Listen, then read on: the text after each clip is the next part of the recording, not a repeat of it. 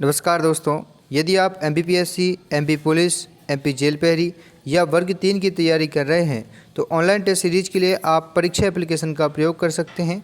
यहां से आप फ्री टेस्ट सीरीज लगा सकते हैं और साथ में जो भी पेड टेस्ट सीरीज होती हैं उस पर आपको 50% का ऑफ मिलता है यदि आप कूपन कोड का प्रयोग करते हैं राम सर G50। तो इसका प्रयोग ज़रूर करें, इससे आपको 50% का ऑफ मिले। तो दोस्तों, लंबे समय से अतिथि शिक्षकों के बीच कोई अच्छी खबर नहीं आ रही थी और जिस बात का हम इंतज़ार कर रहे थे पूरे वर्ष से, क्योंकि मार्च के बाद जब भी लॉकडाउन लगा था उससे पहले से ही ये सारी प्रक्रिया प्रारंभ हो जाती हैं। तो आप देख पा रहे हैं ये जो आदेश आया हुआ है ये लोक शिक्षण संचालय मध्य प्रदेश की तरफ से जारी किया गया है। इसका विषय आप लोग देख पाएंगे कि हायर और हाई सेकेंडरी स्कूलों में या विद्यालयों में रिक्त पदों के विरुद्ध अतिथि शिक्षकों की व्यवस्था की जाए। ये 28 तारीख दिनांक को जारी किया गया है और इसमें जो बातें कही गई हैं उसके आधार पर हम आपको बताएंगे कि जो सत्र है 2020-21 का जो सत्र फिलहाल चल रहा है इसमें अतिथि शिक्षकों की व्यवस्था को किस प्रकार लागू किया जाएगा। और आप स्वयं देख लीजिए दोस्तों कि सरकार का जो नज़रिया है किस आधार पर यहाँ पर जो है सरकार ये चाहती है कि हम अतिथि शिक्षकों के माध्यम से व्यवस्था को लागू रखें, क्योंकि इनको जो मानदेय देना होता है बहुत अल्प मात्रा में देना होता है और कई ऐसे भी विद्यालय हैं जहाँ पर बिना मानदेय के भी कार्यकाल किया जा रहा है। ठीक है, तो यहाँ जो है नियमित शिक्षकों की व्यवस्था न रखकर अतिथि शिक्षकों ही कंटिन्यू करने की बात की जा रही है और अतिथि शिक्षकों को स्वयं पता है कि हम किस अवस्था में कार्यरत हैं। फिलहाल देख लीजिए क्या क्या व्यवस्थाएं बताई गई हैं, ज़्यादा बड़ा नहीं है आदेश। देखिए, राज्य शासन के आदेश के अनुसार हाई और हाई सेकेंडरी विद्यालयों में कक्षा 9वीं और 12वीं तक अध्ययनरत विद्यार्थियों को मार्गदर्शन हेतु पालक की सहमति के साथ विद्यालय में उपस्थित होने की अनुमति दी गई है और विद्यालयों को विषय में से संबंधित कठिनाइयों के मार्गदर्शन हेतु रिक्त पदों के विरुद्ध अतिथि शिक्षकों की व्यवस्था हेतु निम्नलिखित जो है कार्रवाई सुनिश्चित की जाए।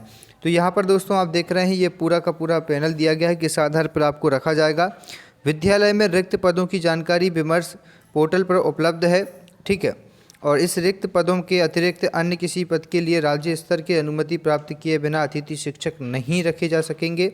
माननीय उच्च न्यायालय दिनांक 11/10/2018 की जो भी नियम है या निर्णय है उसकी कंडिका क्रमांक 27 के तीसरे बिंदु के अनुसार जो भी दिया गया है, निर्णय के परिपालन में अतिथि विद्यालय में उपलब्ध पैनल के गत वर्ष कार्यरत अतिथि शिक्षक को ही प्राथमिकता देने के आधार पर रखा जाएगा।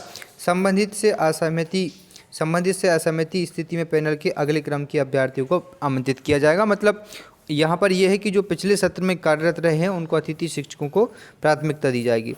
किसी विषय का पैनल उपलब्ध नहीं होने की स्थिति में GFMS पोर्टल के से ब्लॉक और जिले के पैनल को डाउनलोड कर मेरिट के क्रम में संबंधित से सहमति प्राप्त कर आमंत्रित रखें और इस प्रक्रिया के दौरान आमंत्रित करते समय मेरिट का ध्यान रखा जाए और उच्च वरीयता क्रम के अभ्यर्थी द्वारा दी गई असहमति को व्यवस्थित रूप से अभिलेख में संशोधित किया जाए, जिससे कि भविष्य में शिकायतें अनुत्पन्न ना हो। इस आधार पर यहाँ पर ये पूरा का पूरा बताया हुआ है विजिट देखिएगा। और इसके बाद जो बिंदु क्रमांक 1.4 है, अतिथि शिक्षकों को आमंत्रित करने के पूर्व यह सुनिश्चित करें कि आवेदक का जो पंजीयन है वो सत्यापित है।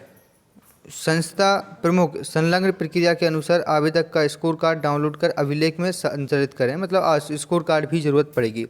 उसके बाद देखो दोस्तों, आवेदक को जिस विषय के लिए आमंत्रित किया जा रहा है स्कोर कार्ड के उस विषय के स्तर जो पैनल है उसमें स्कोर होना आवश्यक होगा, ये बात ध्यान रखिए।